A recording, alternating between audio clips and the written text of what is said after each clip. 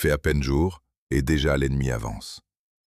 Sur une feuille encore couverte de rosée, une fine poudre blanche s'étend, presque invisible, comme un souffle de givre qui aurait oublié de fondre. En quelques heures, elle recouvre le rameau, gagne les fruits verts, les enveloppe d'un feutrage sale qui durcit et brunit. Le buisson ne peut pas fuir, il ne peut pas se défendre. Là où poussait une récolte, il ne reste bientôt que des baies craquelées, mortes sur la branche. Et pourtant, cette même plante a produit un jour un fruit plus lourd qu'un petit œuf de poule. Un exploit que des hommes se disputent encore aujourd'hui dans un village oublié du nord de l'Angleterre. Bienvenue.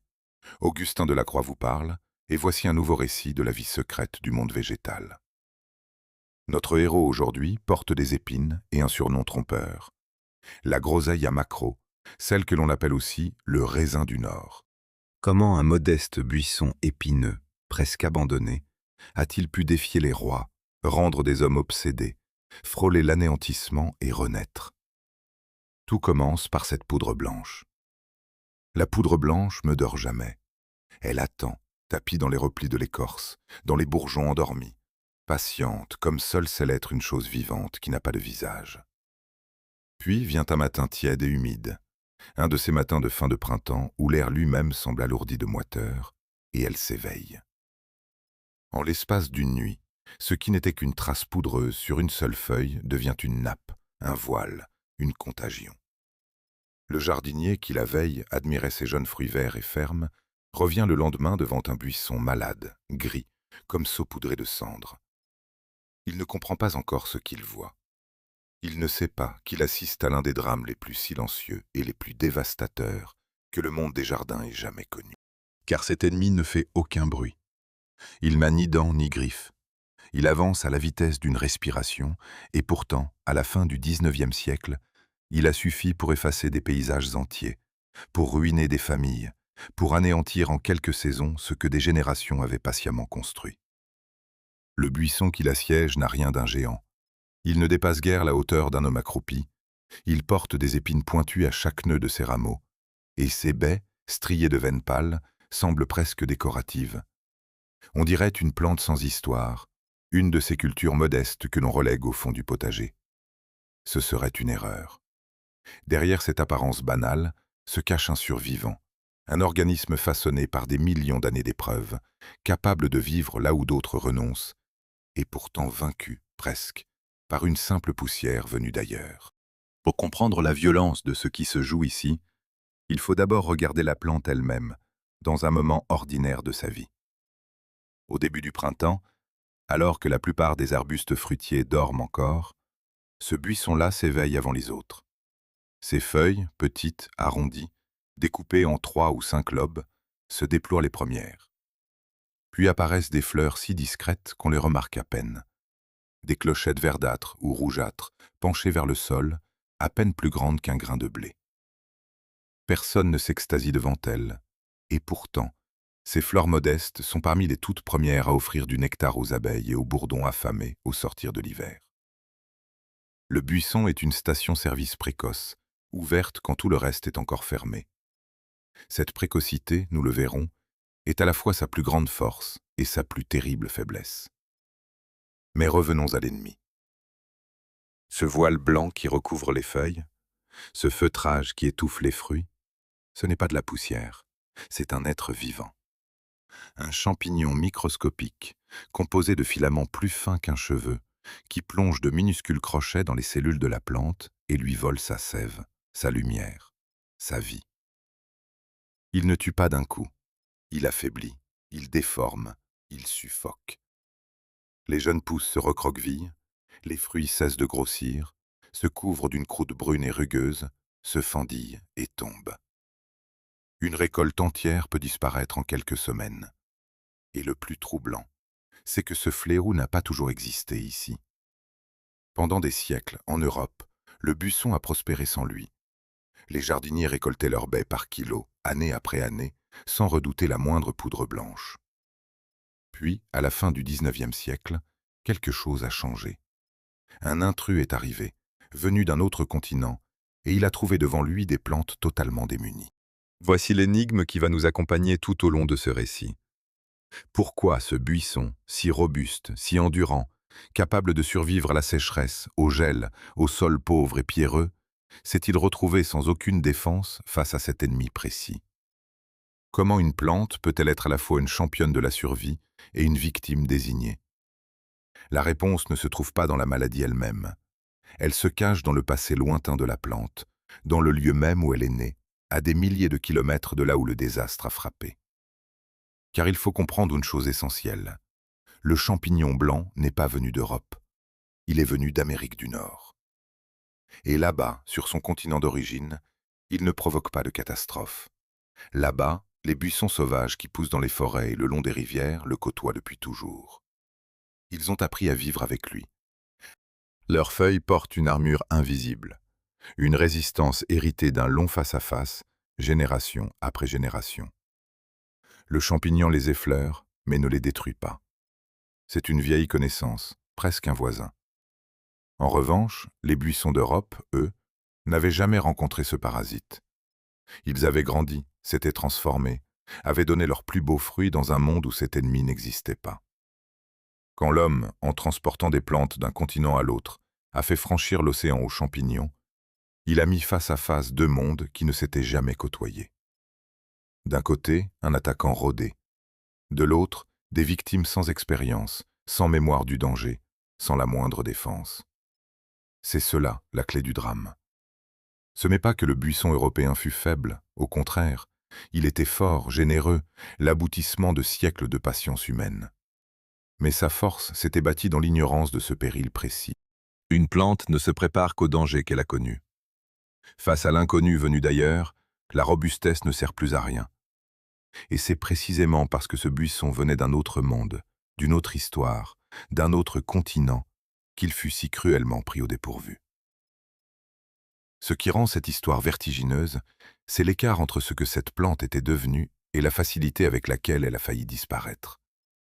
Songez-y. Ce même buisson modeste avait, quelques décennies plus tôt, déclenché une passion sans équivalent. Des hommes lui avaient consacré leurs soirées, leurs économies, leur fierté. Ils avaient inventé pour lui des clubs, des concours, des rituels. Ils avaient créé, à partir de la baie sauvage minuscule et acide, des fruits monstrueux, plus lourds qu'aucune baie n'aurait dû pouvoir l'être.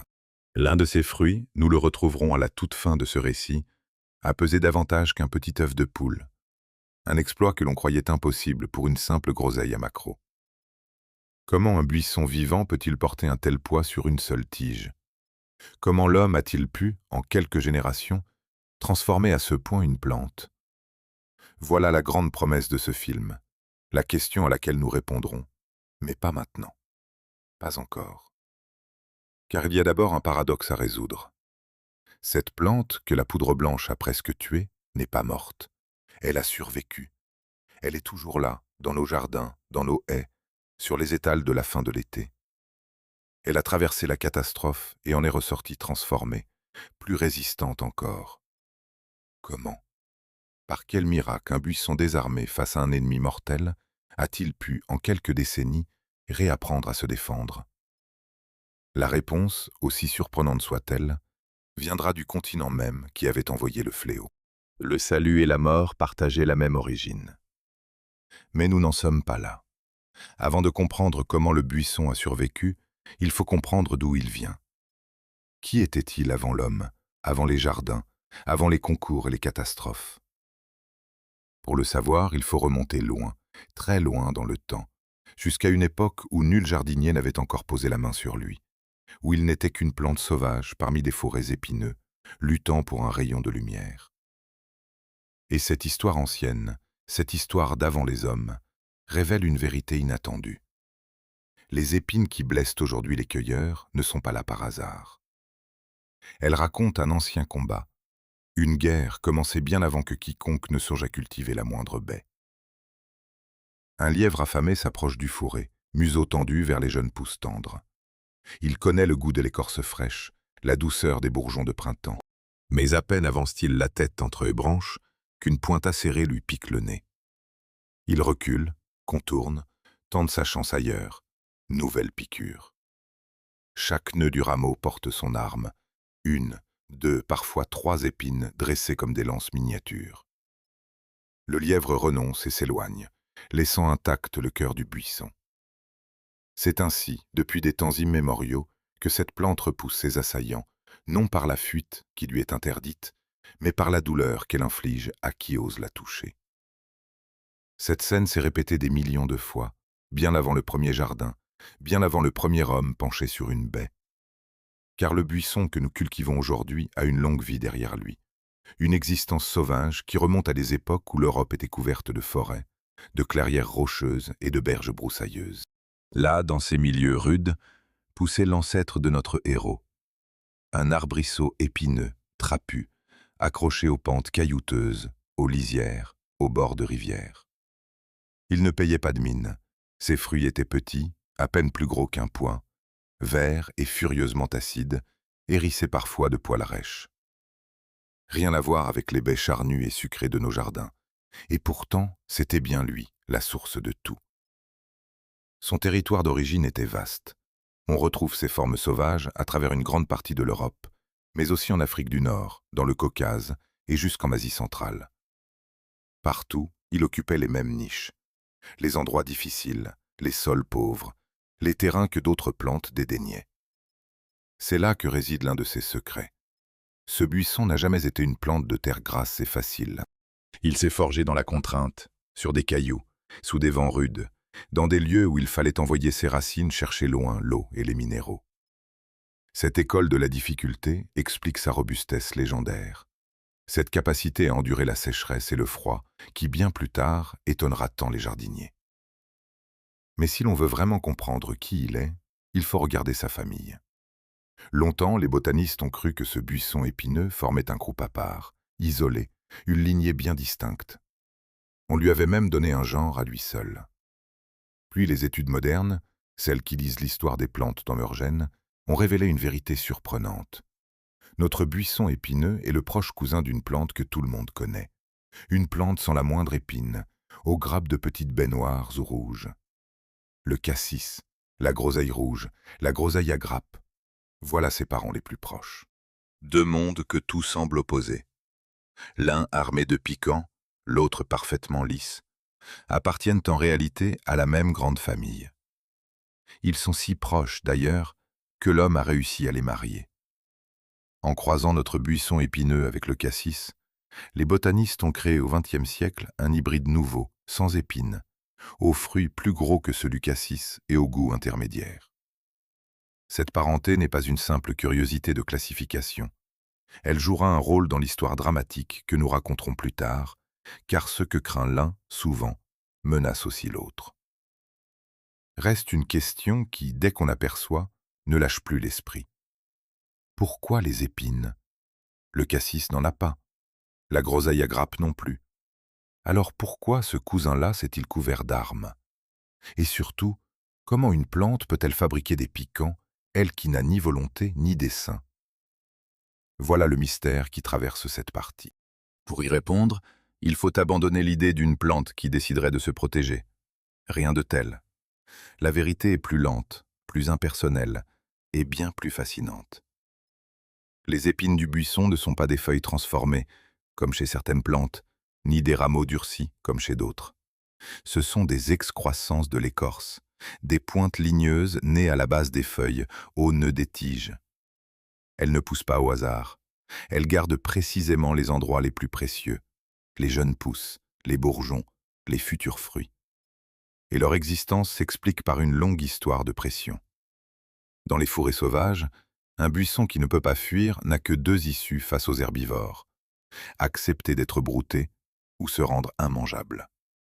Au fil d'innombrables générations, les individus qui portaient, par le simple jeu du hasard des naissances, des pointes un peu plus dures, un peu plus nombreuses, ont été un peu moins dévorés. Ils ont un peu mieux survécu. Ils ont laissé un peu plus de descendants.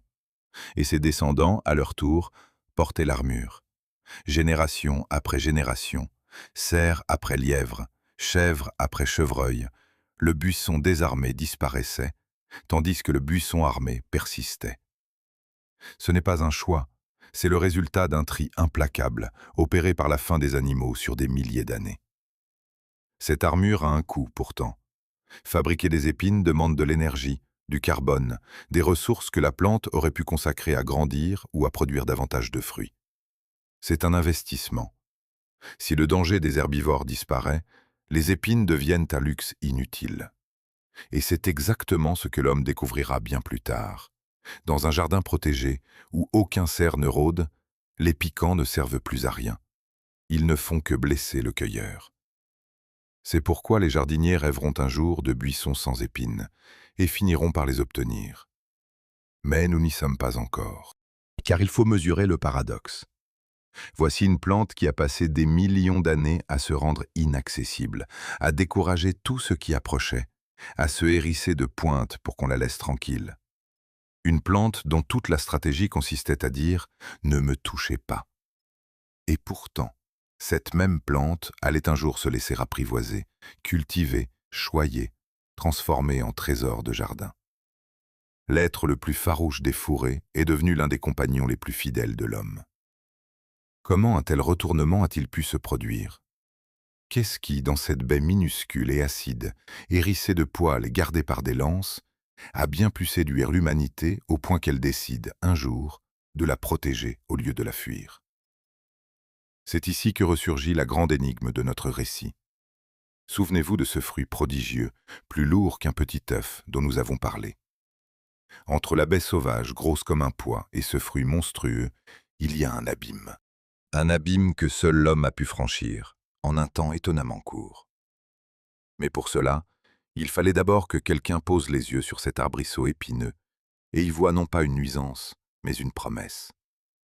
Et ce quelqu'un ne cherchait ni un dessert, ni une friandise, ni une baie sucrée.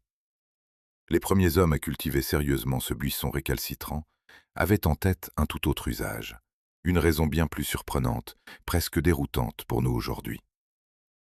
Dans le silence des jardins clos du Moyen-Âge, entre les murs des monastères et des officines, la petite baie verte et acide s'apprêtait à recevoir une première vocation, et cette vocation n'avait rien à voir avec la douceur. Dans la pénombre d'une cuisine monastique, un moine se penche sur une planche de bois usée. Devant lui, un petit tas de baies vertes, dures, encore loin de toute maturité. Il en saisit une entre ses doigts, la porte à sa bouche et mord. Une acidité fulgurante lui crispe le visage, une âpreté qui fait saliver et grimacer à la fois. C'est exactement ce qu'il cherchait. Il écrase les baies, en tire un jus vert et vif, y ajoute quelques herbes et verse le tout sur un poisson gras qui cuit près du feu. La chair lourde et huileuse du poisson rencontre alors cette acidité tranchante, et ce qui aurait été écœurant devient équilibré, presque léger. Le moine hoche la tête, satisfait. Pour lui, la valeur de cette baie ne tient pas à sa douceur, elle tient à son aigreur. Voilà l'une des plus grandes surprises de l'histoire de notre buisson. Pendant longtemps, on ne l'a pas cultivé pour ses fruits sucrés, mûrs et fondants, mais tout au contraire pour ses baies vertes, fermes et acides. Ce que nous considérons aujourd'hui comme un fruit à laisser mûrir sur la branche était alors récolté délibérément avant terme, cueilli dur, précisément parce que le sucre n'y était pas encore. L'acidité était le trésor. Et cet usage a laissé une trace indélébile, gravée dans le nom même de la plante. En France, on l'a longtemps appelée la groseille à maquereau, un nom étrange, presque comique pour qui l'entend sans le comprendre. Pourquoi diable associer une baie de jardin à un poisson de mer? La réponse tient précisément dans la scène de cette cuisine médiévale. Le maquereau est un poisson gras, savoureux, mais lourd, dont la richesse peut vite lasser le palais. Pour l'accompagner, les cuisiniers d'autrefois préparaient une sauce acide à partir des baies vertes du buisson, écrasées avant maturité. Cette sauce coupait le gras, réveillait le goût, rendait le poisson digeste et agréable. L'association était si évidente, si répandue, que le fruit a fini par porter le nom du poisson qui l'accompagnait. La baie s'est définie par son usage, et son usage était d'être acide. Ce détail nous en dit long sur le rôle qu'occupait la plante dans les cuisines d'autrefois. Bien avant d'être une friandise, elle était un condiment, un correcteur de saveur, un ingrédient de nécessité. Dans un monde sans citron facile à obtenir sous nos latitudes, sans vinaigre raffiné à profusion, une source d'acidité fraîche, cultivable au jardin, précoce de surcroît, valait de l'or. Le buisson offrait cela. Dès le début de l'été, parfois même avant, il donnait des baies vertes que l'on pouvait cueillir et transformer. Il comblait un vide dans le calendrier, arrivant tôt, quand peu d'autres fruits étaient disponibles. C'est dans ce contexte que le buisson entra vraiment en culture. Les premières mentions sérieuses de sa domestication remontent à la fin du Moyen Âge. Entre le XIIIe et le XVIe siècle, on le cultivait dans les jardins des monastères et dans les jardins d'apothicaires de France, d'Allemagne, des Pays-Bas et d'Angleterre. Ces lieux clos, protégés par des murs, entretenus avec soin, furent le berceau de bien des plantes utiles. Les moines et les herboristes y rassemblaient tout ce qui pouvait servir: plantes médicinales, aromates, fruits, légumes. Le buisson épineux y trouva sa place non comme un luxe, mais comme une ressource. On y appréciait son acidité pour la cuisine, et l'on prêtait aussi à ces baies des vertus pour la santé, ce qui justifiait leur présence dans les jardins de soins. Reste une énigme que les linguistes n'ont jamais tout à fait tranchée, et qui plane sur toute l'histoire de cette plante. Comment cette baie a-t-elle reçu ces noms si différents d'un pays à l'autre? Le mystère le plus tenace concerne le monde anglophone. Là-bas, le fruit porte un nom qui, traduit mot à mot, signifie la baie de l'oie. Or, l'oiseau n'a apparemment rien à voir avec le buisson. Pourquoi une oie? La plupart des spécialistes penchent aujourd'hui pour une explication différente.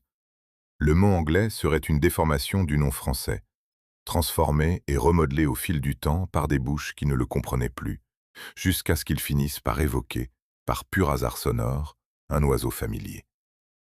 Mais aucune certitude absolue n'existe. Le nom garde son secret, comme si la plante tenait à brouiller les pistes. Ailleurs, les noms racontent d'autres histoires. En Allemagne, on l'appelle simplement la baie épineuse, un hommage direct à ses piquants. Dans plusieurs langues slaves, un mot dérivé du latin, évoquant le raisin vert et acide, souligne encore une fois l'aigreur du fruit. Et en Russie, notre buisson porte un très ancien nom, presque oublié aujourd'hui: le bersène. Ce mot vénérable a laissé une empreinte inattendue jusque dans la géographie d'une grande ville. On raconte qu'un quai entier de Moscou, longeant la rivière, doit son nom à ce mot ancien. Là se seraient étendus jadis des jardins où poussait le bersène.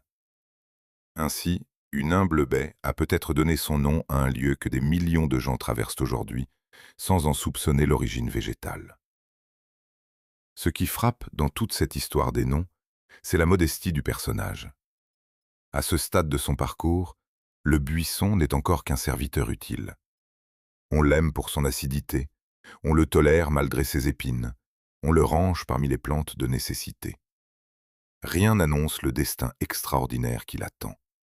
Rien ne laisse deviner qu'un fruit aussi discret pourra un jour peser plus lourd qu'un petit œuf de poule, ni qu'il déclenchera, dans un pays précis, une passion collective sans équivalent.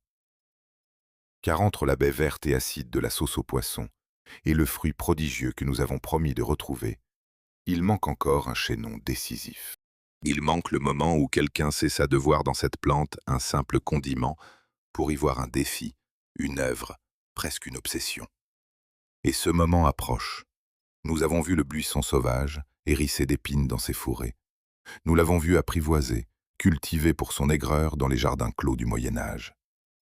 Mais tout cela n'était qu'une lente montée vers un basculement. Car dans un pays en particulier, une île du nord de l'Europe, cette baie modeste allait bientôt cesser d'être un ingrédient pour devenir tout autre chose. Là-bas, des hommes ordinaires, des ouvriers aux mains calleuses, allaient se prendre pour elle d'une passion si intense, si compétitive, si étrange, qu'elle dépasse tout ce que l'on peut imaginer d'un simple fruit de jardin. Une passion qui allait multiplier les sortes de baies par centaines, transformer des soirées de labeur en concours acharnés et pousser la nature elle-même vers des extrêmes qu'elle n'avait jamais connus. Le condiment était sur le point de devenir une légende. La salle de l'auberge est silencieuse, tendue comme une corde. Une douzaine d'hommes se pressent autour d'une table, le souffle court, les yeux fixés sur une petite balance de cuivre. L'un d'eux, un tisserand aux doigts épaissis par le métier, dépose délicatement sur le plateau une unique baie. Une seule, verte, énorme, presque translucide, gonflée à un point qui semble défier le bon sens. L'aiguille de la balance tremble, hésite, puis s'immobilise. Un murmure parcourt l'assistance. Le chiffre est annoncé à voix haute. Certains visages s'illuminent, d'autres s'assombrissent. Un homme a gagné, un autre a perdu. Et tout cela pour une seule baie de ce buisson épineux que, quelques siècles plus tôt, on écrasait sans façon dans une sauce à poisson. Ce que nous voyons là, dans cette auberge du nord de l'Angleterre, n'a plus rien à voir avec la cuisine ou la nécessité. C'est une passion pure, gratuite, presque incompréhensible pour un regard extérieur. Une passion pour le poids. Car dans certaines régions industrielles de l'Angleterre, au XVIIIe et surtout au XIXe siècle, des hommes ordinaires se sont pris pour ce fruit d'une fièvre collective qui allait durer des générations. Ils ne cherchaient ni le goût, ni la beauté, ni le rendement. Ils cherchaient une seule chose, la baie la plus lourde du monde. Pour comprendre cette étrangeté, il faut regarder qui étaient ces hommes. Ce n'étaient pas des aristocrates oisifs, ni des botanistes savants. C'étaient des ouvriers, des tisserands, des artisans, des travailleurs des filatures du Lancashire, du Cheshire, du Yorkshire. Leur journée était longue, leur labeur épuisant, leur logement modeste. Et pourtant, derrière leur maison, sur de minuscules parcelles, ils cultivaient avec une dévotion presque religieuse quelques pieds de ce buisson. Le soir, après le travail, ils se penchaient sur leurs plantes, mesuraient, taillaient, protégeaient. Le fruit était devenu leur royaume, le seul domaine où un homme sans fortune pouvait devenir champion, où la valeur d'une personne se mesurait non à sa naissance, mais à la taille d'une baie qu'il avait su faire grossir. De cette ferveur naquirent des institutions singulières, les clubs de la groseille à maquereaux, des associations locales dotées de règles, de registres, de trésoriers. Chaque année, elles organisaient des concours, de véritables expositions où l'on pesait les fruits avec une précision d'orfèvre. On y remportait des prix, des titres, du prestige. Les résultats étaient consignés, comparés d'une année sur l'autre, discutés âprement. Une baie championne faisait la fierté d'un quartier entier. Et pour produire de tels fruits, les concurrents rivalisaient d'ingéniosité, se transmettant des secrets jalousement gardés, échangeant des boutures des variétés les plus prometteuses. C'est ici que se noue l'énigme centrale de cette partie. Comment un simple ouvrier, sans aucune connaissance scientifique, sans laboratoire, sans microscope, pouvait-il forcer un buisson à produire des fruits d'une taille aussi monstrueuse? Car la baie sauvage, souvenons-nous, n'était guère plus grosse qu'un pois. Comment passe-t-on d'un pois à un fruit qui approche le poids d'un œuf? Le secret ne tenait pas à une formule magique, mais à un ensemble de gestes patients, accumulés et affinés au fil des saisons. D'abord, la sélection. Chaque année, les cultivateurs observaient leurs plantes et gardaient les meilleures. Un buisson qui donnait, par chance, une baie un peu plus grosse que les autres devenait précieux. On le multipliait, on en tirait des boutures, on croisait ses fleurs avec celles d'un autre bon porteur, puis on semait les graines, on attendait des années, et parmi les jeunes plants, on cherchait la perle rare, celui dont les fruits dépassaient tous les précédents. Ce tri patient, répété génération après génération, poussa la plante vers des tailles toujours plus grandes. Ce fut une véritable domestication accélérée, menée non par des institutions savantes, mais par la fièvre de milliers d'amateurs. Ensuite venaient les soins. Pour qu'une baie atteigne un poids record, il fallait sacrifier presque tout le reste. Les cultivateurs supprimaient l'immense majorité des fruits, ne laissant sur chaque rameau que quelques baies élues, parfois une seule. Toute la sève, toute l'énergie de la plante se concentrait alors sur ces rares fruits, qui gonflaient démesurément. On nourrissait richement le sol, on arrosait avec soin, on protégeait les baies du soleil brûlant et de la pluie violente. Certains, dit-on, plaçaient sous les fruits de petites coupelles d'eau pour entretenir autour d'eux une humidité constante, favorisant leur gonflement. Chaque détail comptait. La culture de la baie championne était devenue un art de la patience et du renoncement, où l'on abandonnait la quantité pour l'unique quête de la démesure. Le résultat de cette fièvre fut prodigieux, et pas seulement en termes de poids. En cherchant sans relâche de nouveaux fruits toujours plus gros, les amateurs anglais créèrent une explosion de variétés. Au milieu du XIXe siècle, on comptait en Angleterre plus de 700 sortes différentes de ce buisson, portant des noms fantaisistes, colorés, orgueilleux. Jamais une plante de jardin n'avait connu une telle prolifération née de la seule passion populaire. Et cette diversité n'était pas qu'une affaire de taille. On obtint des baies de toutes les couleurs, de toutes les formes, certaines lisses, d'autres velues, un véritable trésor génétique façonné par de mains ouvrières. Cette histoire nous ramène directement à la grande promesse de notre récit. Souvenons-nous du fruit prodigieux, plus lourd qu'un petit œuf de poule, que nous avons juré de retrouver. Ce fruit n'est pas une légende isolée. Il est l'aboutissement direct de cette fièvre anglaise, l'héritier de 2 siècles de concours, de sélection et de renoncement. Ces ouvriers, sans le savoir, ont poussé le buisson jusqu'aux limites de ce qu'un fruit peut être. Et leur quête n'est pas éteinte. Dans un village précis, une tradition vieille de plus de 200 ans se perpétue encore, où l'on pèse toujours des baies géantes et où les records continuent de tomber.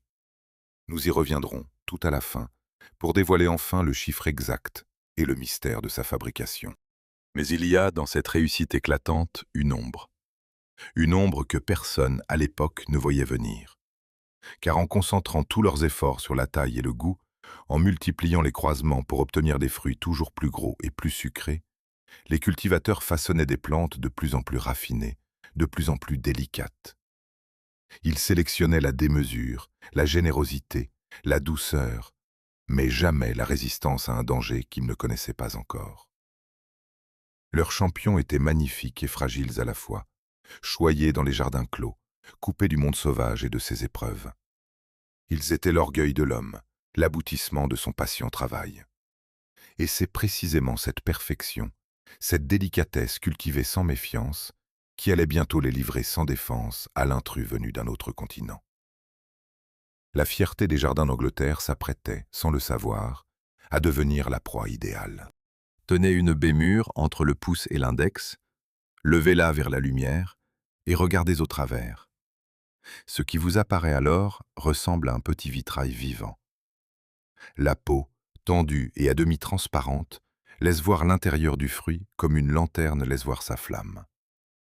Des veines pâles courent le long de la baie, dessinant des lignes claires qui la font paraître peinte à la main. À l'intérieur, on devine une pulpe gorgée de jus, où flottent de minuscules graines suspendues dans une gelée translucide. Certaines baies sont vertes et lumineuses comme du verre dépoli, d'autres dorées comme du miel, d'autres encore rouges, pourpres, presque noires. On dirait des bijoux accrochés à un buisson épineux. Et pourtant, cette merveille de délicatesse tient tout entière sur une plante rude, endurante, taillée pour la survie. C'est là tout le paradoxe de notre héros, une architecture de fer au service d'un fruit de cristal. Pour comprendre comment un buisson aussi robuste peut porter des joyaux aussi fragiles, il faut le parcourir tout entier, des profondeurs de ses racines jusqu'à la pointe de ses baies. Commençons par ce que l'on ne voit pas. Sous la terre s'étend un réseau puissant, patient, bien plus vaste qu'on ne l'imagine. Les racines du buisson occupent principalement la couche superficielle du sol, entre 10 et 40 cm de profondeur, là où se concentrent l'eau et les éléments nutritifs. Mais certaines racines maîtresses plongent bien plus bas, s'enfonçant parfois jusqu'à 1 mètre et davantage. Cette double stratégie explique une grande part de sa résistance. Les racines de surface captent vite la moindre pluie, tandis que les racines profondes vont chercher l'eau dans les couches basses quand la sécheresse s'installe. Le buisson est ainsi à la fois économe et prévoyant. Mais cette même architecture le rend exigeant. Il déteste l'eau stagnante, qui asphyxie et fait pourrir ses racines. Il lui faut un sol qui respire. Au-dessus du sol, la charpente se dresse. Le buisson forme une touffe de branches d'âge différents, partant toutes de la base, du collet de la plante. Il ne s'élève guère. La plupart des sujets atteignent entre 60 cm et 1,20 m de hauteur, parfois 1,50 m dans de bonnes conditions. Les jeunes pousses sont claires, grisâtres ou brunâtres. Avec l'âge, l'écorce fonce et se fend de longues craquelures. Et partout, au nœud des rameaux, veillent les épines. Nous en avons déjà percé le secret. Elles gardent les points sensibles, seules ou par 2, par 3, simples ou ramifiées. Sur ce squelette portent les feuilles, petites, longues de 3 à 6 cm, arrondies, découpées en 3 ou 5 lobes, aux bords finement dentés. Elles sont souvent disposées en petits bouquets sur des rameaux courts, mats, plus sombres dessus, plus clairs dessous. À l'automne, elle ne s'embrasse pas de couleurs vives comme tant d'autres feuillages. Elle tombe, simplement, jaunie et discrète, fidèle jusqu'au bout à la modestie de la plante. Vient alors la question qui, dès qu'on la pose, ne lâche plus. Pourquoi certaines baies brillent-elles de l'intérieur, veinées de lumière, tandis que d'autres sont noires et opaques comme du cassis? D'où vient cette palette prodigieuse qui va du vert transparent au pourpre le plus sombre? La réponse tient à d'invisibles pigments et à un choix ancien inscrit dans la chair du fruit. Dans les baies claires, vertes, jaunes ou ambrées, la peau reste mince et translucide, presque dépourvue de pigments sombres, ce qui laisse passer la lumière et donne cet effet de vitrail. Dans les baies rouges, pourpres ou presque noires en revanche, s'accumulent des pigments particuliers, ceux-là même qui colorent le cassis et la myrtille. Ces substances ne sont pas de simples teintures, ce sont de puissants protecteurs.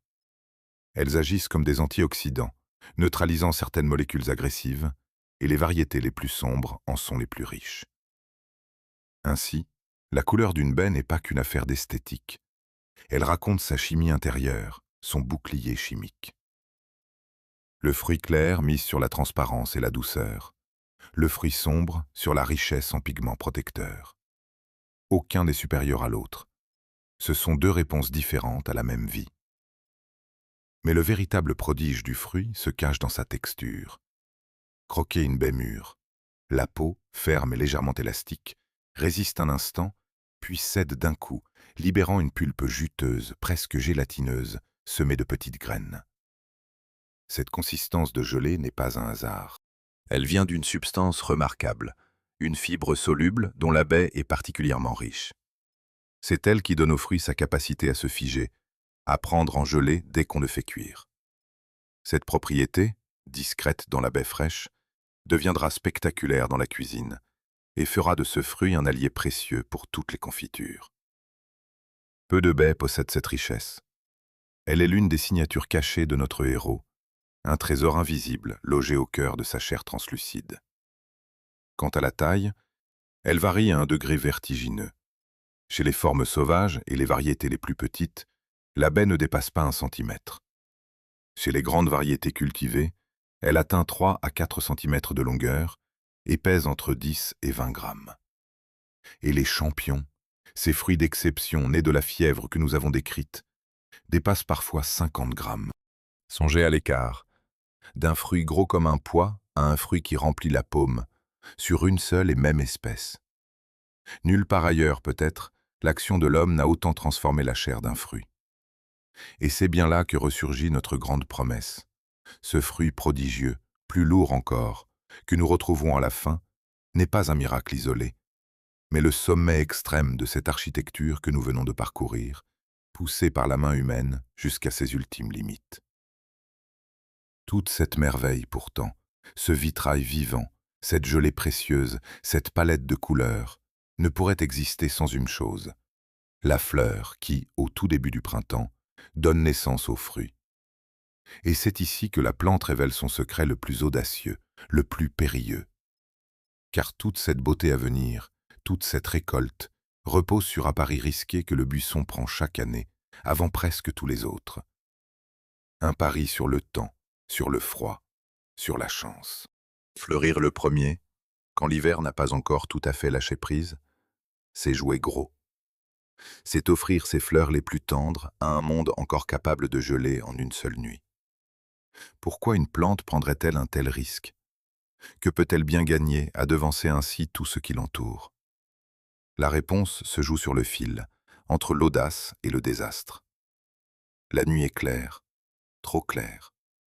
Après une journée douce où les premières fleurs se sont ouvertes, le ciel s'est dégagé au crépuscule et la chaleur du jour s'échappe vers les étoiles.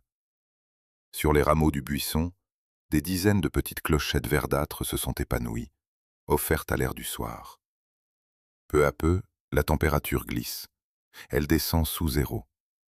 Une pellicule de givre se dépose sur les pétales, sur les jeunes ovaires gonflés de promesses. À l'intérieur des tissus délicats, l'eau se fige en minuscules cristaux qui déchirent les cellules de l'intérieur. Au matin, le soleil revient, réchauffe et révèle le désastre. Les fleurs pendent, brunies, molles, mortes. Une seule nuit, un abaissement de 2 petits degrés sous zéro, et une part de la récolte à venir vient d'être anéantie. Le buisson, lui, tient bon, mais ses fruits de l'année ne verront jamais le jour. Voici le prix de l'audace, car notre héros est un impatient. Chaque printemps, il s'éveille et fleurit parmi les tout premiers arbustes fruitiers, souvent bien avant que ses voisins n'aient seulement déplié leurs bourgeons. Cette précocité est inscrite en lui, profondément, et elle le place, chaque année, sur une ligne de crête étroite, entre un avantage précieux et un danger mortel. L'énigme est là, entière. Pourquoi prendre un tel risque? Pourquoi offrir ses fleurs au monde alors que l'hiver peut encore, en une nuit, tout détruire? La prudence commanderait d'attendre, comme le font tant d'autres plantes, que les gelées soient définitivement passées. Or, le buisson fait l'inverse. Il se précipite. Pour comprendre ce choix apparent, il faut cesser d'y voir une décision et y lire, encore une fois, le résultat d'un long calcul aveugle mené par l'évolution. Fleurir tôt offre un avantage considérable, celui d'arriver le premier. Dans la nature, la lumière, l'espace et les pollinisateurs sont des ressources que se disputent toutes les plantes. Celle qui fleurit avant les autres capte l'attention des rares insectes déjà actifs au sortir de l'hiver, sans avoir à rivaliser avec une multitude de fleurs concurrentes. Le buisson devient alors une oasis. Ses clochettes discrètes, presque invisibles à nos yeux, sont parmi les toutes premières sources de nectar offertes aux abeilles et aux bourdons affamés. Il les nourrit quand nul autre ne le fait, et en retour, ces insectes transportent son pollen de fleur en fleur. Fleurir tôt, c'est s'assurer une clientèle fidèle et exclusive. Mais il y a plus subtil encore. Notre buisson possède un atout qui atténue le risque. Il est en grande partie capable de se féconder lui-même. Ses fleurs peuvent nouer des fruits avec leur propre pollen, sans dépendre absolument d'un visiteur extérieur. C'est une assurance précieuse pour une plante qui fleurit si tôt, à une saison où les insectes sont encore rares et le temps incertain. Si aucune abeille ne vient, la fleur peut malgré tout donner un fruit. Voilà pourquoi le buisson peut se permettre d'être précoce, là où d'autres, entièrement dépendants des pollinisateurs, n'oseraient pas. Cependant, cette autonomie n'est pas parfaite. La visite des insectes, lorsqu'elle a lieu, améliore nettement la quantité et la qualité des fruits. Le buisson se débrouille seul en cas de nécessité, mais prospère bien mieux en bonne compagnie. Reste la faille, cette terrible vulnérabilité au gel tardif. C'est le revers inévitable de la précocité. En fleurissant avant les autres, le buisson expose ses organes les plus délicats à une saison encore capable de mordre. Et les fleurs sont d'une fragilité extrême. Un simple abaissement à 2 degrés sous zéro suffit à endommager pétales et jeunes fruits. Dans les régions aux printemps instables, où un redout trompeur peut être suivi d'une nuit glaciale, ce danger est bien réel. C'est pourquoi, depuis toujours, les jardiniers rusent pour protéger leurs buissons des gelées de retour, par la fumée, par des voiles de protection, par l'aspersion d'eau. Ils tentent de sauver ce que la plante, dans son audace, a mis en péril. Ainsi se dessine l'équilibre. La précocité est à la fois la plus grande chance du buisson et sa blessure la plus exposée. Il a choisi, au fil de son évolution, la stratégie du risque calculé, misant sur la récompense d'arriver le premier tout en payant, certaines années, le prix fort d'une nuit de gel. Cette même endurance, cette capacité à encaisser les coups et à survivre là où d'autres renoncent, éclaire une part essentielle de notre récit. Car ce buisson, nous l'avons vu, a failli disparaître sous la poudre blanche venue d'ailleurs. Et pourtant, il a tenu. Sa robustesse foncière, forgée dans les forêts sauvages, sa faculté à repartir de sa souche, à endurer la sécheresse et le froid, tout cela lui a laissé une chance de renaissance, là où une plante plus fragile aurait été effacée à jamais. La ténacité qui lui permet de refleurir après une gelée est la même qui lui permettra, plus tard, de revenir après la catastrophe. Sa force n'est pas dans l'invulnérabilité, qu'il ne possède pas, mais dans l'obstination à recommencer. Et cette obstination ne se joue pas seulement à la lumière du jour, dans le pari des fleurs précoces. Elle se joue aussi, et peut-être surtout, dans un monde que nous n'avons pas encore exploré, le monde souterrain, invisible, où s'étend le réseau des racines. Car là, dans l'obscurité de la terre, se déroule une autre partie de la vie du buisson, faite d'alliances secrètes et de guerres silencieuses. Le buisson qui ne peut fuir, qui affronte le gel sans bouger et l'ennemi sans armes, n'est pourtant pas seul. Sous ses pieds, dans la nuit du sol, il a noué des pactes avec certains organismes et livre bataille à d'autres. Des partenaires invisibles l'aident à puiser l'eau et les minéraux. Des assaillants tapis dans la terre guettent ses racines. C'est là, dans ce monde caché où l'on ne voit rien, mais où tout se décide, que se poursuit la lutte silencieuse de notre héros pour rester en vie. Imaginez que l'on puisse ralentir le temps et plonger le regard sous la surface du sol, dans l'obscurité tiède où s'enfoncent les racines. Ce qui apparaîtrait alors ne serait pas le calme silencieux que l'on imagine, mais un fourmillement, un entrelacs vivant. Autour des radicelles les plus fines, plus minces qu'un fil, courent d'innombrables filaments encore plus ténus, appartenant à des champignons du sol.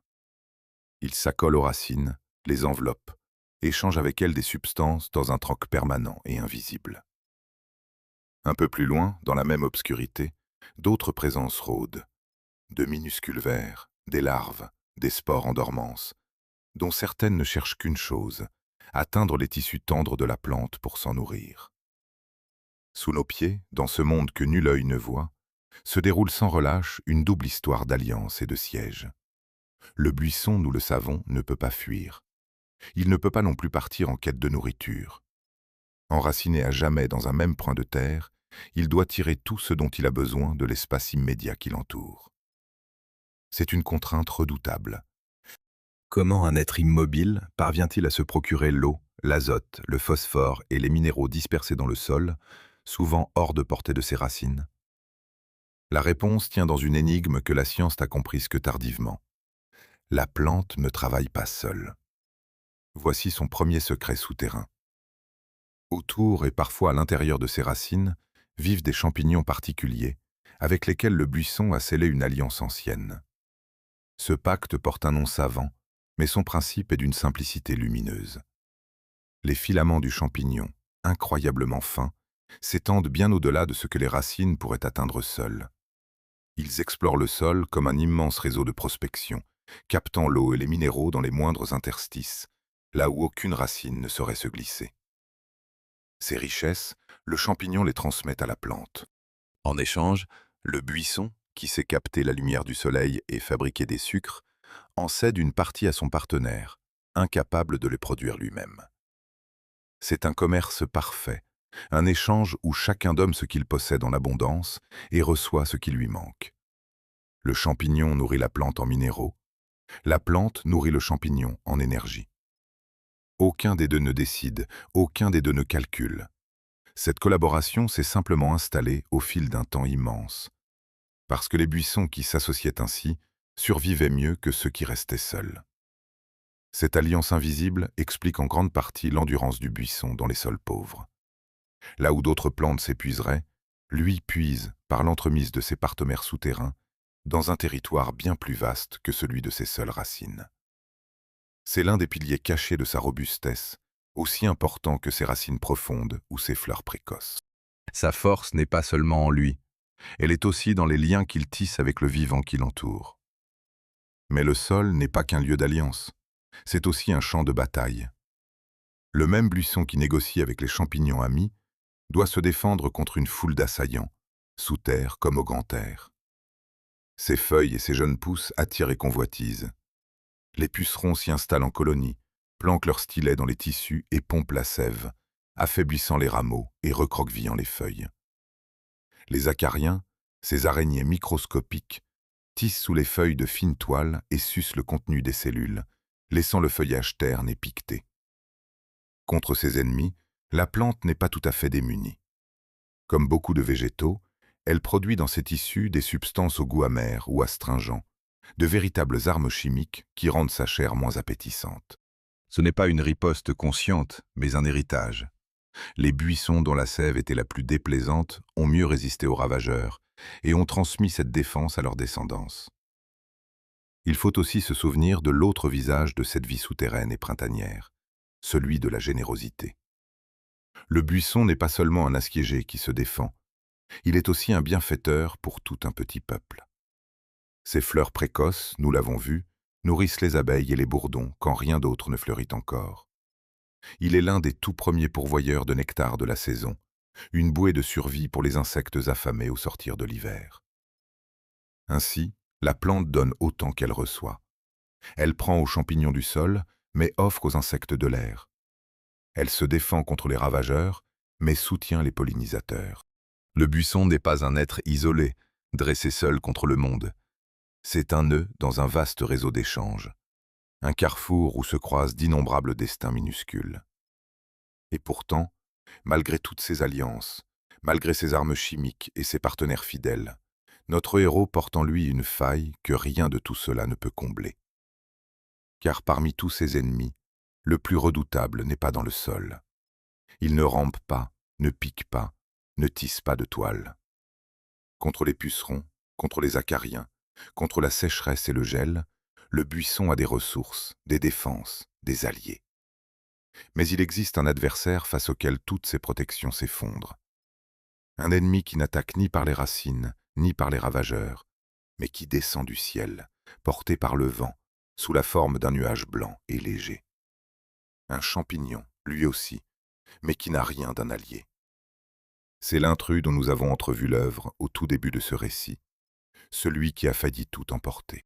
Il est temps désormais de le regarder en face, de comprendre d'où il vient, comment il tue, et pourquoi le buisson, si bien entouré, si bien défendu par ailleurs, s'est retrouvé devant lui aussi nu qu'au premier jour. Tout commence par une spore. Une seule, si petite qu'un million d'entre elles tiendraient sur l'ongle d'un doigt. Le vent la soulève d'une feuille malade, la porte à travers l'air tiède d'un matin humide, et la dépose sur une feuille saine, encore intacte. Là, si la moiteur est suffisante, la spore s'éveille. Elle gonfle, se fend, émet un tube minuscule qui cherche la surface de la feuille. Puis elle fait une chose que peu de champignons osent. Au lieu de s'enfoncer profondément dans la plante, elle reste à la surface, s'y étale, et plonge seulement de petits crochets dans les cellules du dessus, juste assez pour y puiser la sève. En quelques jours, à partir de cette unique spore, naît une colonie entière, un feutrage blanc qui s'étend, produit à son tour des milliers de nouvelles spores, prêtes à s'envoler vers la feuille suivante. Et le cycle recommence, encore et encore, plus vite que la plante ne peut grandir. Voici l'ennemi que nous avons entrevu au tout début de ce récit, celui qui a failli effacer notre héros de la surface des jardins.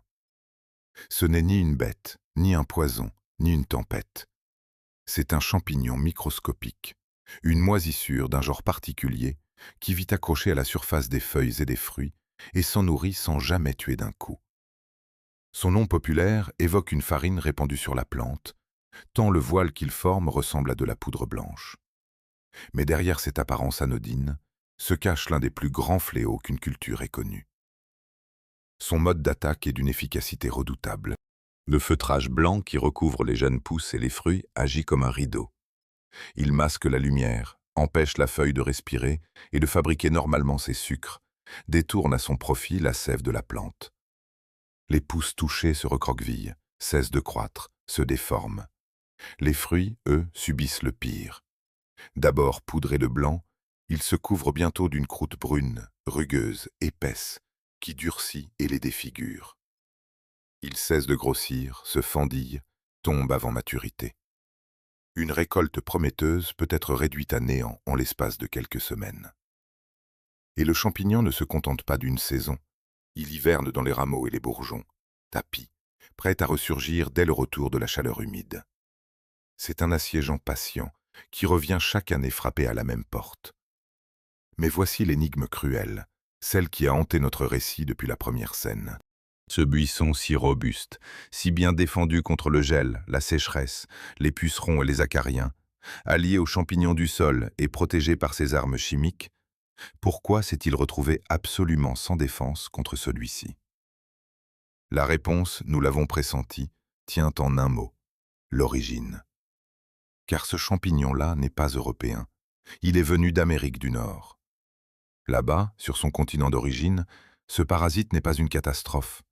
Il y côtoie depuis toujours les buissons sauvages qui poussent dans les forêts et le long des rivières d'Amérique. Au fil d'un temps immense, ces buissons sauvages et ce champignon ont vécu côte à côte, génération après génération. Les plantes ont développé, par le lent tri de l'évolution, une résistance héritée. Le champignon les effleure, mais ne les détruit pas. Elles ont appris à vivre avec lui, comme on apprend à vivre avec un vieux voisin encombrant. En Europe, rien de tel. Les buissons du vieux continent, et surtout les variétés cultivées, ces champions raffinés issus de siècles de sélection pour la taille et le goût, n'avaient jamais rencontré cet ennemi. Ils avaient grandi dans un monde où il n'existait pas. Aucune de leurs défenses n'était accordée à ce péril précis. Quand l'homme, en transportant des plantes d'un continent à l'autre à la fin du XIXe siècle, fit franchir l'océan aux champignons, il mit face à face un attaquant aguerri et des victimes qui n'avaient jamais appris à se défendre. La catastrophe fut foudroyante. À la charnière du XIXe et du XXe siècle, le fléau se répandit à travers l'Europe et gagna aussi la Russie, ravageant des surfaces immenses. Les variétés les plus prestigieuses, précisément celles que la fièvre des amateurs avait rendues les plus grosses et les plus délicates, furent les plus durement frappées. Ces fruits magnifiques, orgueil des jardins, se révélèrent d'une vulnérabilité tragique. Des vergers entiers dépérirent. Une culture qui avait connu son âge d'or, avec ses centaines de variétés et ses concours passionnés, se retrouva menacée dans son existence même. Ce que des générations avaient bâti, une simple poussière blanche venue d'ailleurs le défaisait en quelques saisons. Et ce champignon n'était pas le seul assaillant. Le buisson devait aussi compter avec d'autres ennemis venus l'affaiblir. Certaines chenilles s'attaquent à ses baies de l'intérieur, les vidant et les enveloppant de fils. D'autres larves dévorent son feuillage avec une voracité stupéfiante, capable de dénuder un buisson entier en quelques jours, ne laissant que les nervures des feuilles. D'autres encore creusent des galeries dans le cœur même des rameaux, les faisant dépérir de l'intérieur. À cette même époque, dans une autre partie du monde, le buisson fut frappé d'une malédiction supplémentaire. On découvrit que lui et ses cousins pouvaient héberger et transmettre une maladie redoutable pour certains pins précieux. Pour protéger les forêts, plusieurs régions d'Amérique du Nord allèrent jusqu'à restreindre, voire interdire, la culture du buisson.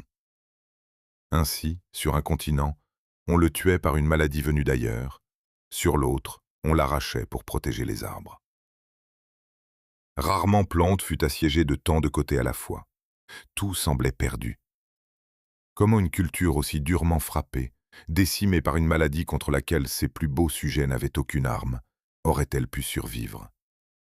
Comment sauver un buisson quand ses variétés les plus précieuses étaient précisément les plus fragiles? La logique voulait qu'il disparût, qu'il ne reste de sa splendeur passée qu'un souvenir dans les vieux registres des clubs et les traités de jardinage. Et pourtant, il est toujours là. Le buisson a survécu, il est revenu, plus résistant qu'avant. Le miracle a bien eu lieu. Mais son origine est la plus déconcertante de toute cette histoire. Car le salut ne vint pas d'Europe, ni des variétés chéries que l'on tentait désespérément de sauver. Il vint de là même d'où était partie la mort, d'Amérique du Nord. De ces buissons sauvages, petits, modestes, aux fruits sans intérêt, mais qui possédaient une chose que tous les champions d'Europe avaient perdue, une chose sans laquelle aucune beauté ne vaut rien. Ce que ses cousins rustiques détenaient, et comment l'homme sut le leur emprunter pour ressusciter une culture mourante, voilà le retournement qui allait tout changer. Sur une table de cuisine, deux mains s'affairent avec une patience infinie. Devant elle, une montagne de petites baies vertes, dures, à peine mûres. La femme en saisit une, l'incise délicatement d'un côté, puis, à l'aide d'une épingle ou d'une pointe fine, en extrait un à un les minuscules pépins, prenant soin de ne pas déchirer la chair. La baie vidée, translucide, rejoint ses semblables dans un saladier. Elle en prend une autre, puis une autre. Des centaines de fois, le même geste minutieux se répète, pour que chaque baie, une fois cuite, reste entière, transparente, verte comme une émeraude. C'est ainsi que se prépare l'une des confitures les plus légendaires de toute la tradition culinaire du nord et de l'est de l'Europe. Un mets si précieux qu'on l'a surnommé la confiture des tsars. Mais avant de célébrer les trésors que l'homme tira de cette baie, il faut d'abord comprendre comment elle échappa à la mort. Car nous avons laissé notre héros au bord du gouffre, décimés par la poudre blanche, ses plus belles variétés terrassées, une culture entière menacée de disparaître. Et nous avons entrevu une vérité déconcertante. Le salut viendrait du continent même d'où était partie la catastrophe. Voici comment. Les buissons sauvages d'Amérique du Nord, ceux-là même qui côtoyaient depuis toujours le champignon blanc, possédaient une chose que les champions raffinés d'Europe avaient perdue: la résistance à la maladie. Leurs fruits étaient petits, sans grand intérêt gustatif, mais leurs feuilles portaient cette armure invisible héritée d'un long face-à-face avec le parasite. Les sélectionneurs eurent alors une idée décisive. Puisque la parenté entre les buissons des deux continents était étroite, pourquoi ne pas les marier? On croisa donc les variétés européennes, généreuses et savoureuses mais fragiles, avec les buissons américains, rustiques et résistants mais modestes. On chercha, parmi la descendance, les individus qui réunissaient le meilleur des deux mondes, le goût et la taille de l'un, la résistance de l'autre. Le travail fut long, il demanda des décennies de patience et de sélection. Mais il réussit. Peu à peu naquit une nouvelle génération de variétés, capables de résister aux fléaux tout en donnant des fruits dignes des vieux jardins d'Europe. Le salut vint donc du croisement, de l'alliance entre le fragile et le robuste, entre l'ancien monde et le nouveau. Cette renaissance apporta d'autres bienfaits encore.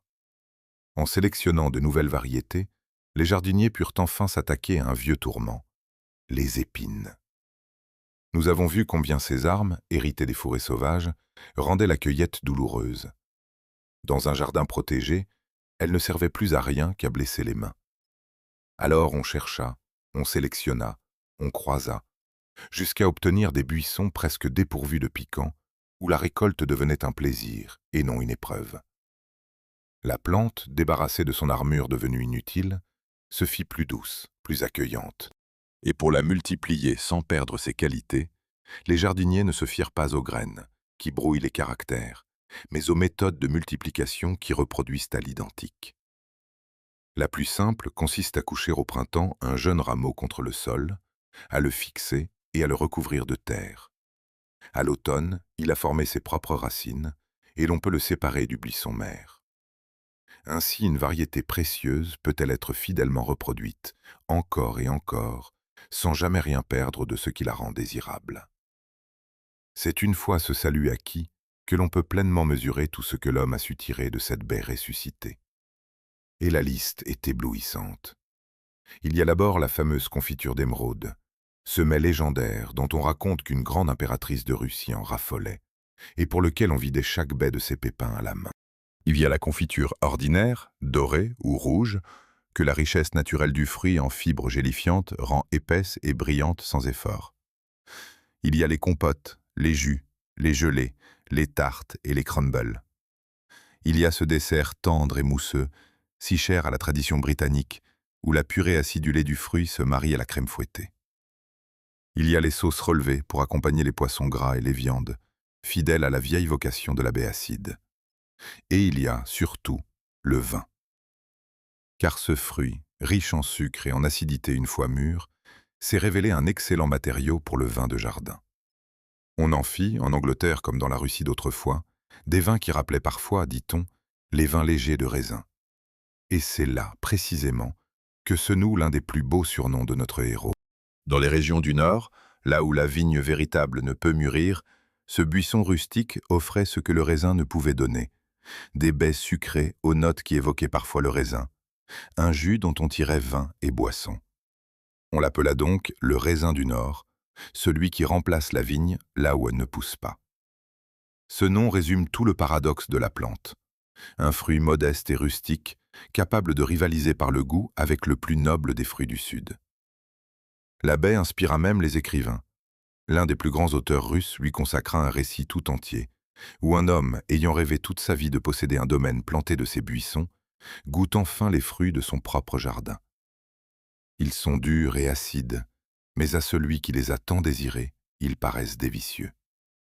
L'écrivain fit de cette baie le symbole d'un bonheur étroit et satisfait, acheté au prix de l'endurcissement du cœur. Ainsi le fruit dépassa la cuisine et le verger pour entrer dans la littérature, chargé d'un sens nouveau, presque philosophique. Et pourtant, malgré cette renaissance, Malgré ses trésors culinaires, son vin, sa place dans les livres, une question demeure, presque injuste. Pourquoi cette baie, sauvée de l'extinction, si généreuse, si utile, si riche d'histoire, est-elle restée dans l'ombre des fruits à la mode? Pourquoi tant de gens la connaissent à peine, la croient toujours acide, toujours épineuse, toujours difficile? Le buisson a survécu à la poudre blanche, mais il n'a jamais tout à fait retrouvé sa gloire d'antan. Pour comprendre pourquoi, et pour tenir enfin la promesse que nous portons depuis le tout début, il faut retourner dans un lieu précis. Un village du nord de l'Angleterre, où, depuis plus de 2 siècles, sans interruption, des hommes se réunissent chaque année autour d'une balance de cuivre. Là, et nulle part ailleurs, se cache la réponse à la toute première question de ce récit, ainsi que le chiffre exact de la baie la plus lourde jamais cultivée. C'est un jour d'août, dans un petit village niché au cœur des collines du nord de l'Angleterre. Depuis l'aube, des hommes convergent vers la salle où va se tenir la cérémonie, portant chacun, avec une précaution presque religieuse, une boîte capitonnée. À l'intérieur, sur un lit de coton, repose une baie unique, protégée comme un joyau. Sur les tables attend une balance d'une précision extrême, capable de mesurer les plus infimes fractions d'un gramme. Le silence se fait. Un à un, les fruits sont déposés sur le plateau. Les aiguilles tremblent, les chiffres tombent. Et soudain, une baie surpasse toutes les autres, dépassant un poids que l'on croyait presque inatteignable pour une simple groseille à maquereau. La salle retient son souffle. Un nouveau record vient de naître, dans la lignée d'une tradition ininterrompue depuis plus de 2 siècles. Nous voici enfin arrivés au terme de notre voyage, devant la réponse que nous portons depuis la toute première image de ce récit. Souvenez-vous, au tout début, dans la poudre blanche de la mort, nous avons évoqué un fruit prodigieux, plus lourd qu'un petit œuf de poule, un exploit que des hommes se disputaient encore. Ce lieu, ce village, cette balance de cuivre, c'est là que tout se dénoue.